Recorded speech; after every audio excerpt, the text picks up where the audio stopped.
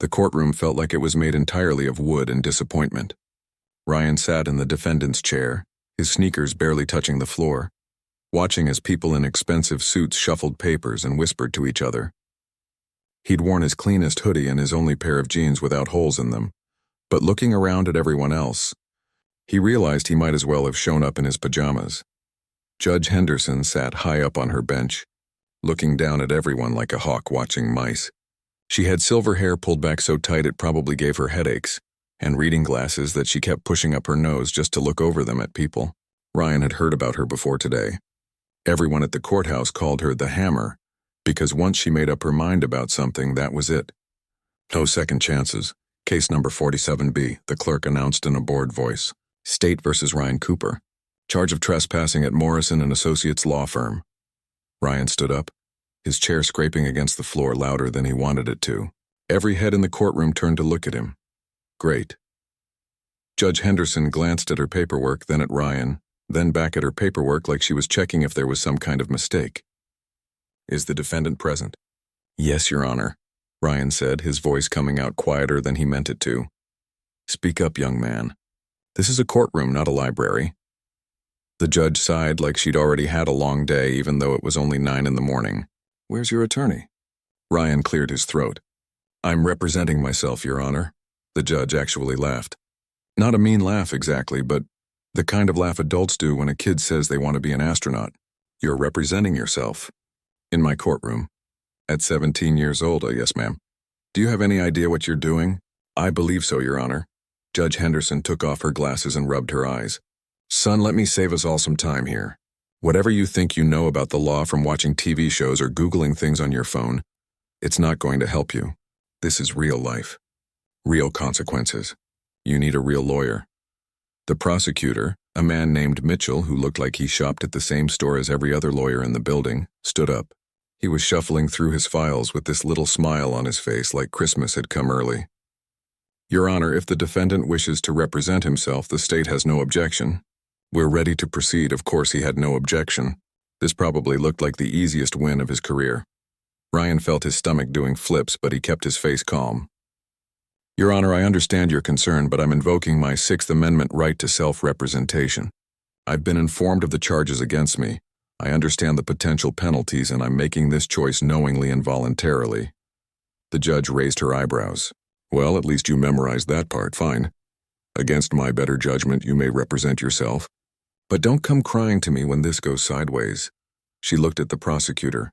Mr. Mitchell, your opening statement. Mitchell buttoned his suit jacket and walked toward the center of the courtroom like he owned the place. Thank you, Your Honor. This is a simple case. On the evening of March 15th, the defendant was found on the 23rd floor of Morrison and Associates, one of the most prestigious law firms in the state.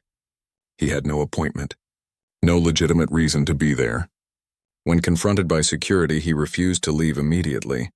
The security officer, Mr. Davis, will testify that the defendant was wandering the halls, looking into offices, acting suspiciously. Ryan watched Mitchell pace back and forth. The prosecutor was good at this, making everything sound dramatic and important. The defense might claim this was some kind of misunderstanding. Mitchell continued. But the facts are clear. This young man entered private property without authorization. That's trespassing. Plain and simple. The state will prove beyond a reasonable doubt that the defendant is guilty as charged. Mitchell sat down, looking pretty pleased with himself. Judge Henderson turned to Ryan. Defense, do you wish to make an opening statement? Though I'll warn you, it's usually smarter to wait until you've heard the prosecution's case. Ryan stood up. His hands were shaking a little, so he kept them at his sides. I'd like to make a statement, Your Honor. It's your funeral. Go ahead. Ryan walked to the same spot where Mitchell had been standing. For a second, he just stood there, and he could feel everyone in the courtroom thinking the same thing. This kid has no idea what he's doing. The judge was probably already planning what she was going to say when she found him guilty. Mitchell was probably thinking about what he was going to have for lunch. Then Ryan started talking. Your Honor, members of the court, this case isn't as simple as the prosecution wants you to believe. Yes, I was at Morrison and Associates on March 15th, but I wasn't trespassing. I was there legally as a registered guest of the firm. Judge Henderson's expression didn't change. But Ryan noticed she sat up a little straighter. The prosecution says I had no appointment, no legitimate reason to be there. That's factually incorrect. Morrison and Associates was hosting a public seminar that evening on corporate litigation ethics. I had registered for that seminar 3 weeks in advance. I have the confirmation email, the registration number, and I signed in at the front desk. Ryan pulled out a folder he'd been holding. His hands weren't shaking anymore. The real question this court needs to ask is not whether I was trespassing, but whether the security officer, Mr. Davis, followed proper protocol before having me arrested. Did he check the seminar registration list? Did he verify with the front desk? Did he ask me why I was there before assuming I was doing something wrong? Mitchell shifted in his seat, his smile starting to fade. Furthermore, Ryan continued, I'd like to draw the court's attention to the case of Nelson versus Richmond Properties, decided by this very district just 18 months ago. In that case, the court held that for a trespassing charge to stand, there must be clear evidence that the defendant knowingly entered property without authorization and refused to leave. After being properly informed they were not welcome, Judge Henderson was fully paying attention now. She picked up her pen and actually started taking notes. I was never properly informed I was unwelcome. I was never asked to leave. Mr. Davis saw me in the hallway, made an assumption based on my appearance and my age, and called the police. That's not trespassing, Your Honor, that's prejudice. The courtroom had gotten very quiet. Even the clerk who'd been clicking away on her computer had stopped typing. Ryan walked back to his chair but remained standing. The prosecution wants this to be simple. They want you to see a teenager in a hoodie and assume the worst. But the law doesn't work on assumptions. It works on facts. And the facts will show that I did nothing wrong. He sat down. Judge Henderson stared at him for a long moment.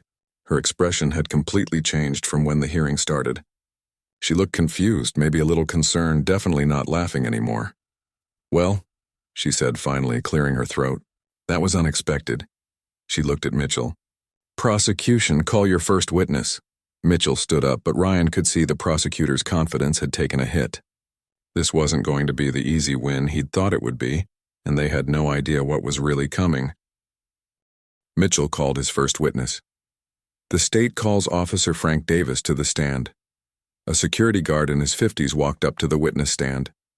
He had the kind of face that always looked tired, and his uniform was just a bit too tight around the middle. After being sworn in, he sat down and folded his hands like he'd done this 100 times before. Mitchell started with the easy questions. Name, how long he'd worked at Morrison and Associates, what his job responsibilities were, standard stuff to make the witness comfortable. Then he got to the good part.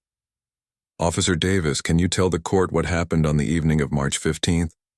Davis nodded. I was doing my rounds on the 23rd floor around 7:30. That's when I saw the defendant walking down the hallway near the conference rooms. And what made you notice him? Well, he looked out of place, young kid wearing street clothes. We don't usually get teenagers wandering around that floor, especially not during evening hours. Mitchell nodded slowly, like this was exactly what he wanted to hear. What did you do when you saw him? I observed him for a minute. He was looking into offices, walking slowly like he was searching for something. That's when I decided to approach. And then what happened? Davis shifted in his seat. I asked him what he was doing there. He said something about a seminar, but he seemed nervous. Kept looking around. I told him I needed to verify his story, and that's when I called building security. They confirmed there was no record of him on any visitor list.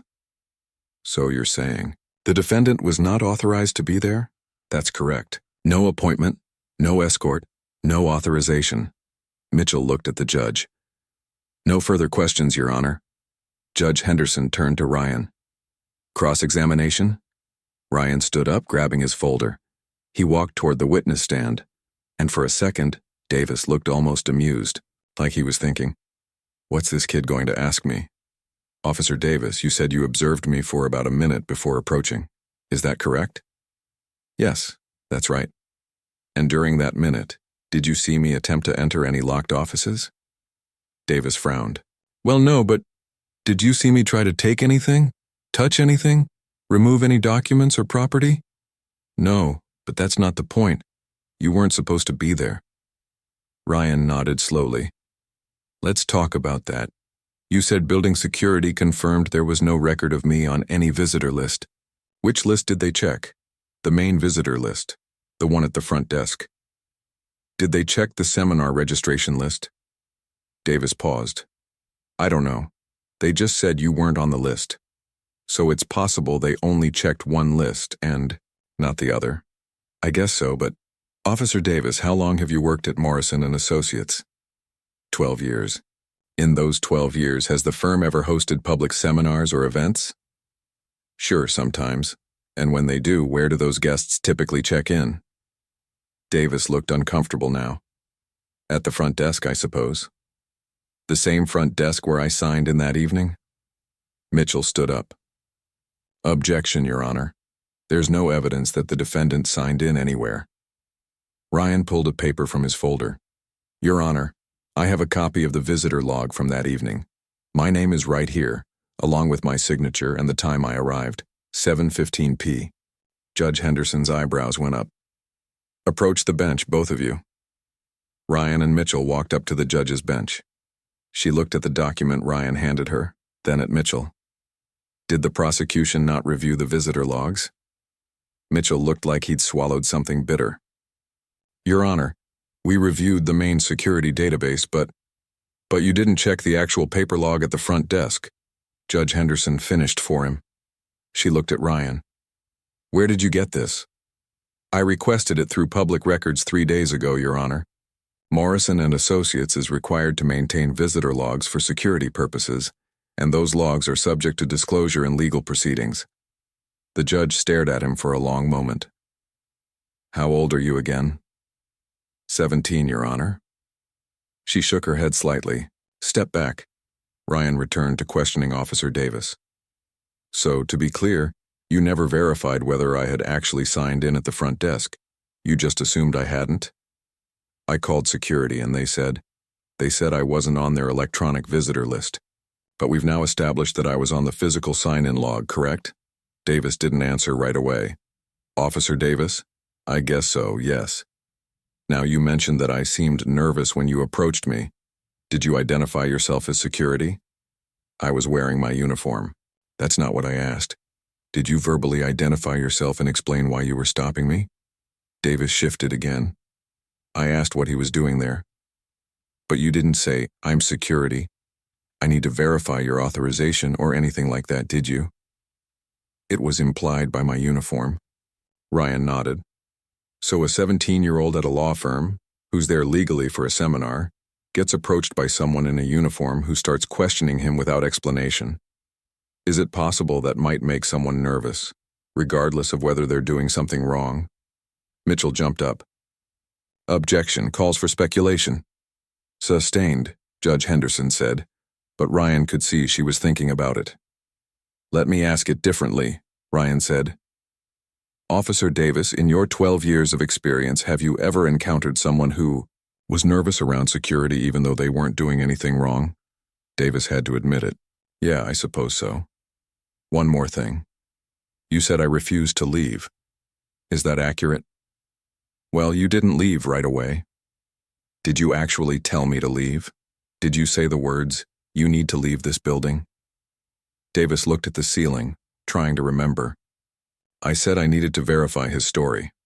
So you never actually ordered me to leave the premises before calling the police? The silence in the courtroom was getting heavier. Davis finally spoke. I may not have used those exact words, but yes or no, Officer Davis? Did you tell me to leave before having me arrested? No. No further questions. Ryan sat down. Mitchell looked like he was trying to figure out how this had gone so wrong so fast. Judge Henderson was writing notes furiously, her earlier smugness completely gone. The state calls its next witness, Mitchell said, standing up. We called Detective Lisa Chen from the City Police Department. A woman in plain clothes walked to the stand. She looked professional, serious, probably testified in court dozens of times. After being sworn in, she settled into the chair. Mitchell walked her through the basics. She'd responded to the call from Morrison & Associates, arrived to find Ryan being detained by building security, arrested him based on Officer Davis's statement that he was trespassing. Detective Chen, when you arrived, did the defendant cooperate with the arrest? Yes, he was cooperative. Didn't resist or cause any problems. Did he make any statements to you? He kept saying he was there for a seminar, that it was a mistake. Mitchell nodded. But based on the information you had at the time, you determined there was probable cause to make an arrest? Yes. I spoke with building security. They confirmed he wasn't on their visitor list.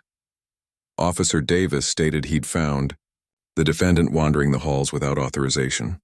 That was sufficient for an arrest. Thank you. No further questions. Judge Henderson looked at Ryan. Cross?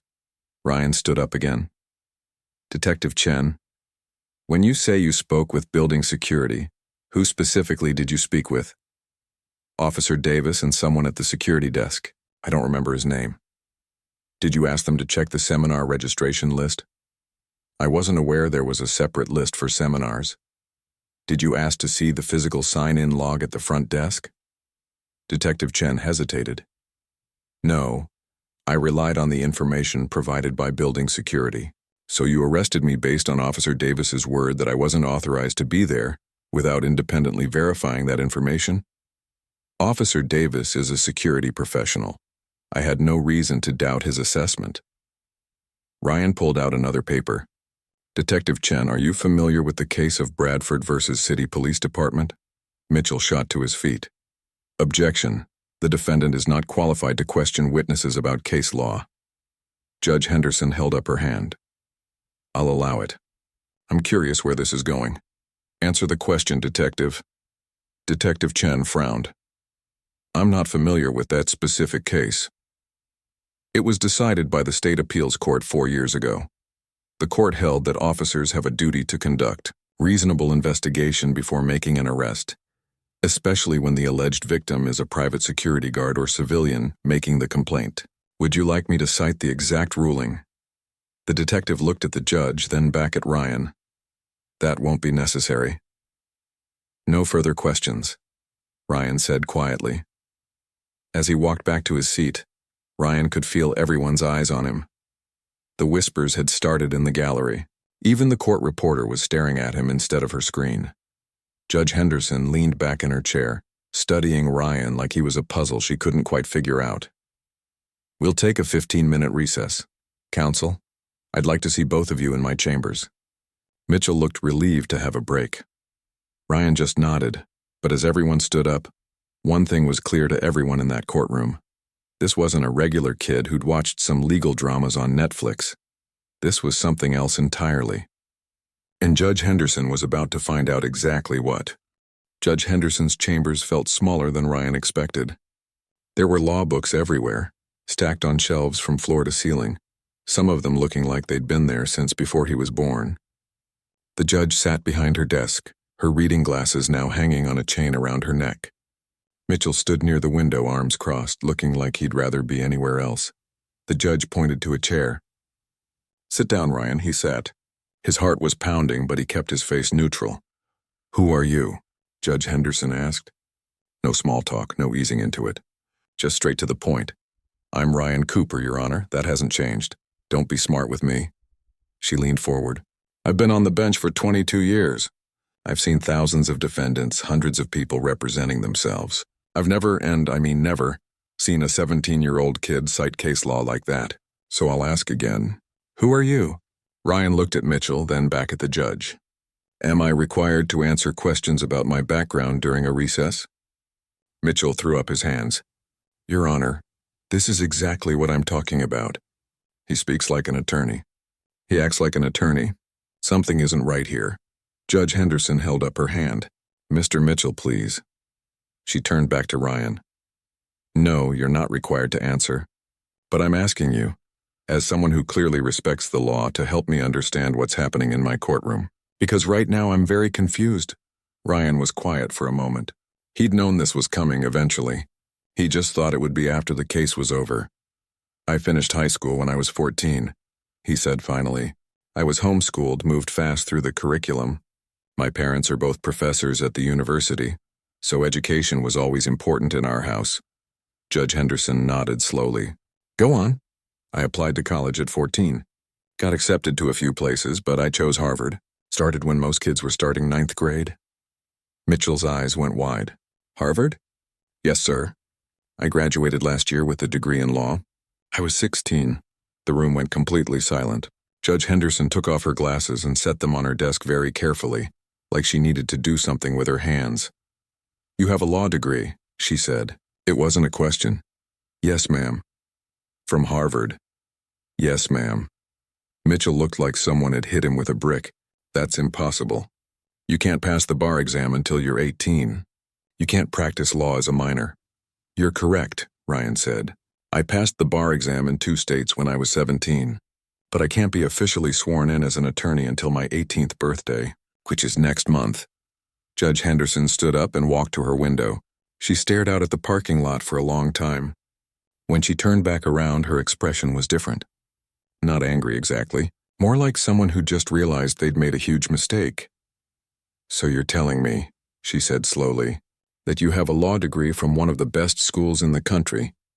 You've passed the bar exam in 2 states and you're just waiting to be old enough to practice. Yes, Your Honor. And in the meantime, you're what? Attending seminars at law firms? Ryan nodded. I'm writing my thesis on corporate litigation ethics. I need to interview practicing attorneys, observe real cases, understand how it works in the real world and not just in textbooks. That's why I was at Morrison & Associates. They were hosting a seminar on exactly the topic I'm researching. Mitchell sat down heavily in the other chair. This is unbelievable. I have proof, Ryan said. I have my Harvard diploma, my bar exam results, the confirmation email for the seminar, everything. I brought copies of everything just in case. Judge Henderson walked back to her desk but didn't sit down. Why didn't you tell me this at the start? Why let me treat you like some kid who didn't know what he was doing? Ryan met her eyes. Because I wanted to see if the law would work the way it's supposed to. I wanted to know if the facts of the case would matter more than how I looked or how old I was. And honestly, Your Honor, I wanted to prove that justice shouldn't depend on whether someone can afford a fancy lawyer or whether a judge takes them seriously. The judge flinched a little at that. She knew exactly what he meant. Your Honor, Mitchell said, this doesn't change the facts of the case. He was still found in that building, where he had every right to be, Judge Henderson interrupted. A building where he'd signed in at the front desk, where he was registered for a public seminar, where he'd done everything correctly. And we arrested him anyway because a security guard made assumptions based on his age. We didn't know. That's the problem, Mr. Mitchell. Nobody asked. Nobody checked. Everyone just assumed. She looked at Ryan, including me. Ryan didn't say anything. He could see the judge was working through something in her mind. I mocked you, Judge Henderson said quietly. When you walked into my courtroom, I took one look at you and decided you didn't know what you were doing. I laughed at you, in front of everyone. You weren't the only one, Your Honor. That doesn't make it right. She sat down, looking older now. Tired. I've spent my entire career trying to be fair, trying to look at evidence, not appearances. And today, I failed at that before we even started. Mitchell cleared his throat. Your Honor, where does this leave the case? Judge Henderson looked at her notes, then at Ryan. Tell me something. When Officer Davis confronted you, what exactly did you say? I told him I was there for the corporate litigation seminar. I offered to show him my registration confirmation on my phone. He said he needed to verify it and told me to wait. Then he called building security and 10 minutes later I was being arrested. Did you refuse to leave? He never asked me to leave, Your Honor. He told me to wait while he verified my story. So I waited. I cooperated completely. The judge made a note. And you never entered any private offices? Never touched anything that didn't belong to you? No, ma'am. I was in the public hallway, heading toward the conference room where the seminar was being held. That's when Officer Davis stopped me. Mitchell looked down at his file. He'd gone very quiet. Judge Henderson folded her hands on her desk. Mr. Mitchell, I'm going to ask you a question, and I want an honest answer. If this same situation had happened, but the defendant was a 25-year-old man in a suit instead of a 17-year-old in a hoodie, would we even be here? Mitchell didn't answer right away. I honestly don't know, Your Honor. I think we both know the answer to that. She stood up. We're going back into the courtroom. Mr. Mitchell, you have a decision to make about how you want to proceed with this case. And I suggest you think very carefully about it.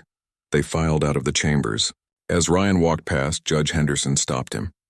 "Ryan, wait a second." Mitchell kept walking, leaving them alone in the hallway outside her chambers. "I owe you an apology," she said. "A real one, not just the professional kind. I judged you before I knew you. I made assumptions that were wrong and unfair. And I'm sorry," Ryan nodded. "Thank you, Your Honor. Can I ask you something? Off the record." "Sure. Why did you represent yourself? You could have asked for a public defender, or your parents could have hired someone. Why go through all this?" Ryan thought about it. "Because sometimes people need to see that the system doesn't work the way it's supposed to. A public defender would have probably gotten the charges dropped in 10 minutes once they reviewed the evidence. But nobody would have learned anything. Officer Davis would still be making assumptions about teenagers. The prosecutor's office would still be filing charges without checking all the facts, and you would still be looking at young defendants and assuming they don't know what they're doing." Judge Henderson smiled sadly. "You made your point." "I hope so." They walked back into the courtroom together. The gallery was buzzing with whispers. Everyone had noticed how long the recess had taken. They knew something was happening. Ryan took his seat at the defense table. Mitchell stood at the prosecution table looking at his notes. His confidence from the start of the trial was completely gone. Judge Henderson banged her gavel. "Court is back in session. Mr. Mitchell, do you have any additional witnesses?" Mitchell stood up slowly. He looked at Ryan, then at the judge, then down at his file. "Your Honor, may I have a moment to consult with my office?" 5 minutes. Mitchell pulled out his phone and walked to the back of the courtroom. Ryan could see him talking, probably to his supervisor. The conversation didn't look like it was going well. Finally, Mitchell came back. He looked like a man who'd just lost something important. "Your Honor, the state would like to approach the bench." "Here it comes," Ryan thought. "The moment everything changes." Ryan watched as Mitchell and Judge Henderson had a hushed conversation at the bench. He couldn't hear what they were saying, but he could read Mitchell's body language pretty well. The prosecutor kept glancing back at him, then at the judge, his shoulders getting more and more tense with each passing second. Finally, Judge Henderson nodded, and both of them returned to their positions. Mitchell looked like he'd aged 5 years in 5 minutes. "Mr. Mitchell has a motion for the court," Judge Henderson announced. Mitchell straightened his tie, cleared his throat. "Your Honor, after reviewing the evidence presented and consulting with my office, the state moves to dismiss all charges against the defendant." The courtroom exploded in whispers. Someone in the back row actually gasped out loud. But Ryan stood up. "Your Honor, before you rule on that motion, I'd like to present additional evidence for the record." Judge Henderson looked surprised. "Mr. Cooper, the prosecution is dropping all charges. That's what you want, isn't it?" "With respect, Your Honor, I want the record to be clear about what actually happened here. Not just for me, but for anyone else who might end up in a similar situation." Mitchell sat down heavily. He knew what was coming. Ryan walked to the front of the courtroom carrying his folder. "Your Honor, I have several pieces of evidence I'd like to enter into the record. First, this is the confirmation email I received from Morrison and Associates 3 weeks before the alleged incident. It clearly shows I registered for their public seminar on corporate litigation ethics." He handed a paper to the clerk, who passed it to the judge. "Second, this is the visitor log from the front desk, showing that I signed in at 7:15 p.m., exactly 15 minutes before Officer Davis confronted me. My signature is right here, along with the notation that I was there for the seminar." Another paper went to the judge. Judge Henderson studied it carefully. "Third, I have security camera footage from the building's main entrance. Morrison and Associates provided this footage in response to my public records request. Your Honor, if you watch this timestamp, you can see me entering the building, approaching the front desk, signing in and receiving a visitor sticker from the receptionist." Ryan pulled out a USB drive. "I have the full video file here if the court would like to review it." Mitchell didn't even try to object. He just sat there staring at his hands. Judge Henderson took the USB drive. "This will be entered into evidence. Continue, Mr. Cooper." "Fourth, and this is important, Your Honor, I have a photograph I took that evening." Ryan handed over another paper. "This was taken at 7:25, about 5 minutes before Officer Davis stopped me. You can see I'm wearing the visitor sticker from the front desk. You can also see the conference room behind me where the seminar was being held." The judge looked at the photo for a long time. You took this photo before you were arrested? Yes, ma'am. I was documenting the seminar for my thesis research. I have several photos from that evening, all time-stamped. This is very thorough, Mr. Cooper. Thank you, Your Honor. But there's one more thing I need to address. Ryan turned to look at Officer Davis, who was still sitting in the courtroom. Your Honor, I'd like to discuss what happened after I was arrested. Judge Henderson leaned forward. Go on. I was taken to the police station and held for 4 hours before my parents were even notified. During that time, I repeatedly asked to call my parents, as is my right. I was told to wait. When my parents finally arrived, they were told I'd been found trespassing at a law firm and that I'd been acting suspiciously. No one mentioned that I'd signed in at the front desk. No one mentioned that I'd been cooperative. No one checked whether I was actually authorized to be there. Mitchell shifted uncomfortably in his chair. My parents are both university professors, Your Honor. They're not wealthy, but they're educated. They know their rights. But even they were intimidated by the process. They almost convinced me to just plead guilty to avoid the hassle and expense of fighting the charge. A lesser charge maybe, but still something on my record. Ryan turned back to face the judge. Now imagine if I wasn't who I am. Imagine if I was just a regular 17-year-old who actually didn't know his rights. Someone who couldn't cite case law or request public records. Someone whose parents didn't have the education or resources to fight back. That person would probably have a criminal record right now for something they didn't do, because everyone assumed the worst instead of checking the facts. The courtroom was dead silent. You could have heard a pin drop. Judge Henderson set down her pen. Mr. Cooper, are you planning to pursue a civil case against the city or Morrison and Associates? Ryan had been waiting for that question. I haven't decided yet, Your Honor. But I think people should know that when you make assumptions based on someone's age or appearance, there are consequences. Real consequences that affect real people's lives. Point taken. The judge looked at Mitchell. The state's motion to dismiss is granted. All charges against Ryan Cooper are hereby dismissed with prejudice. Mitchell stood up. Thank you, Your Honor. I'm not finished, Mr. Mitchell. Judge Henderson's voice had an edge to it now. I want a full review of this case conducted by your office. I want to know how charges were filed without anyone verifying the visitor logs. I want to know why basic due diligence wasn't performed. And I want a report on my desk in 2 weeks. Yes, Your Honor. Furthermore, I'm recommending that the police department review their procedures for juvenile arrests. 4 hours without parental notification is unacceptable. Mitchell nodded, not making eye contact with anyone. I'll pass that along to the appropriate department. Judge Henderson turned to the gallery. Several people had come in during the trial, including a couple of folks who looked like they might be reporters. I want to say something, and I want everyone here to hear it. She looked directly at Ryan. Mr. Cooper, I owe you an apology. A public one. When you walked into my courtroom this morning, I made assumptions about you based on your age and your appearance. I was dismissive. I was condescending. And I was wrong. Ryan felt his throat get tight. He hadn't expected this. I've been a judge for over 2 decades, she continued. I've always believed that I treated everyone fairly, that I judged cases on their merits and not on prejudice. Today you proved me wrong. You showed me that I have blind spots, that I make assumptions I don't even realize I'm making, and you did it by being better prepared, more knowledgeable, and more professional than anyone else in this courtroom. She paused, and for a moment, Ryan thought she might actually have tears in her eyes. The justice system is supposed to work for everyone, regardless of age, race, appearance, or economic status. Today it almost failed. It almost put a criminal charge on the record of someone who did absolutely nothing wrong. And that failure started with me. So I apologize, Mr. Cooper. Not just as a judge, but as a person who should have known better. The courtroom was so quiet, Ryan could hear his own heartbeat. Thank you, Your Honor, he managed to say. Judge Henderson banged her gavel. This court is adjourned. As people started standing up and gathering their things, Ryan felt a hand on his shoulder. It was his dad who'd been sitting in the back the whole time. His mom was there too, and she pulled him into a hug right there in front of everyone. I'm so proud of you, she whispered. Thanks, Mom. Mitchell walked over, his briefcase in hand. He looked like he wanted to say something but didn't know how to start. That was impressive, he finally said. What you did in there. The way you handled yourself. Thank you. Can I give you some advice? Lawyer to lawyer or almost lawyer.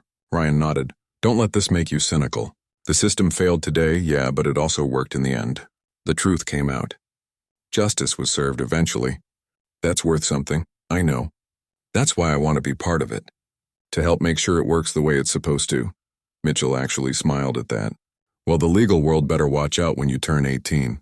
You're going to be dangerous. As Mitchell walked away, Ryan noticed someone else approaching.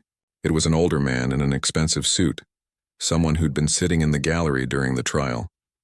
He had that look about him, the kind of confidence that comes from years of success. Ryan Cooper? The man asked, extending his hand. Yes, sir. My name is Robert Morrison. I'm the senior partner at Morrison & Associates. Ryan's eyes widened. This was awkward, but Morrison was smiling. I need to talk to you about something. Do you have a few minutes? Ryan looked at his parents, who nodded. Sure, he said. I've got time. They walked out of the courtroom together, leaving behind the whispers and stares. Ryan didn't know it yet, but his life was about to change in ways he never expected. And it all started because he refused to accept being judged by anything other than the truth. Robert Morrison led Ryan to a quiet corner of the courthouse lobby, away from the crowd. Ryan's parents stayed close but gave them some space. Morrison had the kind of presence that made people pay attention, even in a building full of lawyers and judges. First, Morrison said, I want to apologize on behalf of my firm. What happened to you should never have occurred. Our security made assumptions they had no right to make, and we take full responsibility for that. Ryan nodded. I appreciate that, sir. Second, I want you to know that Officer Davis no longer works for us. We terminated his employment this morning. We also reviewed our entire security protocol and found several other incidents where young people or people of color were questioned more aggressively than others. That's unacceptable, and we're making changes. That's good to hear. Morrison pulled out a business card. But I didn't just come here to apologize. I came to offer you something. I was in that courtroom for the last hour of your trial. I heard everything. The way you handled yourself, your knowledge of the law, your preparation, that was exceptional. Ryan took the card. It was heavy, expensive paper with Morrison's name embossed in gold letters. I know you can't officially practice law until you turn 18, Morrison continued, but I'd like to offer you a position at our firm. Starting next week, if you're interested. We'll call it a legal research assistant position until you're sworn in, and then we'll transition you to an associate attorney role. Ryan stared at the card. This was one of the biggest law firms in the state. People spent years trying to get positions there. I don't understand, Ryan said. Your firm arrested me. Why would you want to hire me? Morrison smiled. Because you did something most lawyers twice your age couldn't do. You exposed a flaw in our system. You handled yourself with integrity, and you turned what could have been a vindictive situation into a teaching moment. That takes character. And honestly, we need people like you. People who will challenge us to be better. Ryan looked back at his parents. His dad gave him a small nod. Can I think about it? Ryan asked. Of course. Take all the time you need, but Ryan, whatever you decide to do with your career, I think you're going to make a real difference in this profession. They shook hands, and Morrison left. Ryan's mom immediately pulled him aside. Are you okay? She asked. That was a lot in there. I'm okay, Mom. Better than okay, actually. His dad put an arm around his shoulders. You know what you did today goes way beyond that courtroom, right? People are going to remember this. Ryan hadn't thought about that, but as they walked out of the courthouse, he noticed people staring at him, whispering. A couple of law students actually stopped him to shake his hand. One of the reporters tried to ask him questions, but his dad politely waved them off. The next few days were strange. The local news picked up the story, and then a legal blog wrote about it, and suddenly Ryan's case was everywhere. People were debating it online, discussing it in law schools, using it as an example of bias in the justice system. His phone wouldn't stop buzzing with messages, but what really surprised him was the other messages he started getting. Letters from teenagers who'd had similar experiences. Kids who'd been judged by their appearance, who'd been treated like criminals when they hadn't done anything wrong. Some of their stories made Ryan's experience look mild by comparison. He read every single one. 3 weeks later, Ryan sat in his living room, putting the final touches on something he'd been working on. It was a proposal, detailed and researched, about implementing mandatory bias training for security personnel and law enforcement when dealing with young people. He'd used real cases, real data, and real stories from the people who'd written to him. He sent copies to the police department, to the courthouse, and to every major law firm in the city. A week after that, he got a call from Judge Henderson's office. She wanted to meet with him. They met at a coffee shop near the courthouse, neutral territory. Judge Henderson looked different in regular clothes, less intimidating somehow. She ordered tea and sat across from him in a booth by the window. "I read your proposal," she said. "The one about bias training. And I think it's brilliant. I've already brought it to the other judges in our district. We're implementing it starting next month. Every security officer, every bailiff, every court employee will go through the training." Ryan felt something lift in his chest. "Really? Really? And the police department is considering it too." "You started something, Ryan. Something important." They talked for over an hour. Judge Henderson told him about cases she'd presided over, moments where she wondered if she'd been fair, times when she wished she'd done things differently. She was honest in a way Ryan didn't expect from a judge. "Can I ask you something?" Ryan said finally. "Why did you agree to meet with me?" "You didn't have to." Judge Henderson stirred her tea, thinking, "Because you taught me something I should have already known, and because I'm hoping that maybe, when you become a lawyer, you'll remember that judges are human too. We make mistakes. We have blind spots. And sometimes we need people like you to hold up a mirror and make us look at ourselves honestly. I'll remember that." "Good." She smiled. "Speaking of which, your birthday is next week, isn't it?" "Yeah, the 15th. And you're getting sworn in that day?" "That's the plan." Judge Henderson pulled out an envelope. I took the liberty of checking. "Your swearing-in ceremony is scheduled for 10 a.m. at the State Bar Association building. I was hoping you might allow me to attend. If that's okay with you." Ryan opened the envelope. Inside was a card with a simple message. "To Ryan, who reminded me why I became a judge in the first place. With respect and admiration, Judge Patricia Henderson." He felt his eyes getting wet. "I'd be honored if you came." The morning of his 18th birthday was sunny and clear. Ryan wore the only suit he owned, a navy blue one his parents had bought him for graduation. He'd gotten a haircut the day before, and his mom had insisted on taking about 1,000 photos before they even left the house. The ceremony room at the State Bar Association was smaller than he expected, but it was packed. His parents were there, of course. Some of his professors from Harvard had driven down. A few of the people who'd written to him about their own experiences had come. And in the back row he spotted Mitchell, the prosecutor, sitting next to Officer Davis. That surprised him. Davis looked different, older somehow. Their eyes met, and Davis gave him a small nod. Not quite an apology, but an acknowledgement. Ryan nodded back. Judge Henderson sat in the front row, right next to Robert Morrison and several other partners from the firm. Ryan had accepted Morrison's job offer the week before. He'd start on Monday. The Chief Justice of the State Bar called Ryan forward. His hands were shaking a little as he raised his right hand. "Do you solemnly swear that you will support the Constitution of the United States and the Constitution of this state, and that you will faithfully discharge the duties of an attorney and counselor at law to the best of your ability?" "I do." "Then by the power vested in me, I hereby admit you to the practice of law in this state." "Congratulations, Counselor Cooper." The room erupted in applause. His mom was crying. His dad was grinning so wide it looked like his face might crack. Judge Henderson was clapping with tears in her eyes. Ryan shook the Chief Justice's hand and turned to face everyone. This was it. He was officially an attorney now. At 18 years old, he'd done what he'd been working toward for years. But as he looked at all the faces in that room, he realized something. This wasn't really about him passing the bar exam or getting a job at a prestigious firm. It was about what came next. About using what he'd learned to help people who couldn't help themselves. About making sure the justice system worked the way it was supposed to. After the ceremony, people lined up to congratulate him. Judge Henderson hugged him, which felt weird but also kind of nice. Morrison shook his hand and reminded him to be at the office Monday morning, 8 sharp. Mitchell congratulated him and said he looked forward to facing him in court someday, as opponents this time. Then Officer Davis approached. Ryan tensed up a little, not sure what to expect. "I just wanted to say," Davis began, his voice rough, "that I was wrong. About you, about everything. I've been thinking about that day a lot. How I just assumed the worst. How I didn't even try to verify your story. And I'm sorry." Ryan extended his hand. "Thank you for saying that." They shook hands.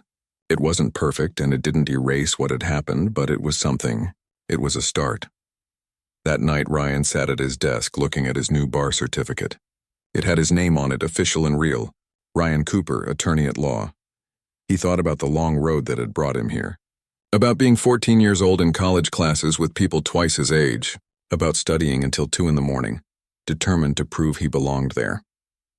About walking into that courtroom a month ago, scared but ready. And he thought about all the people who'd written to him, who'd shared their stories, who'd been judged unfairly just like he had been. He opened his laptop and started typing. It was a proposal for a program to provide free legal help to teenagers facing charges, something he could run through Morrison's firm, maybe get other firms involved. It would take work, time, resources, but that was okay. He had plenty of time now. Ryan Cooper was 18 years old,